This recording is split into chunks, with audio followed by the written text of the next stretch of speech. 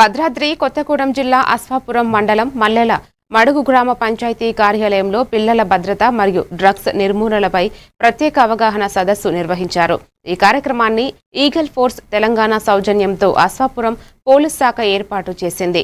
Narcotic DSP B Ramesh, CI Ashok Reddy, sarpanch Maccha Narasimharao, panchayat police సిబ్బంది, గ్రామ పెద్దలు, యువత పెద్ద సంఖ్యలో పాల్గొన్నారు. వాళ్ళేంది పొద్దుగా పనిచేసి ఇంటికి వస్తారు. పిల్లగాళ్ళు ఏమైంది ఎట్టుంటారు అనేది కూడా గుర్తుపట్టరు.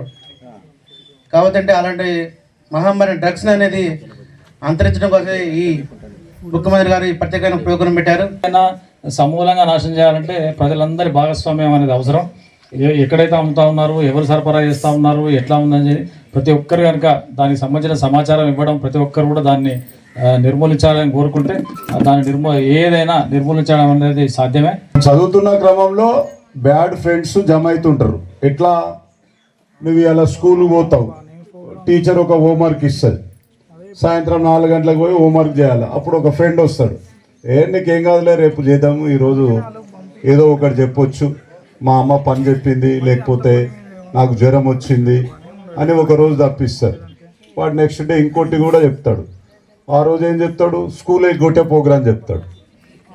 స్కూల్ ఎగ్గొట్టి ఆడ చెట్ల పండ్లు ఉన్నాయి, లేకపోతే ఈడ ఇది ఉంది,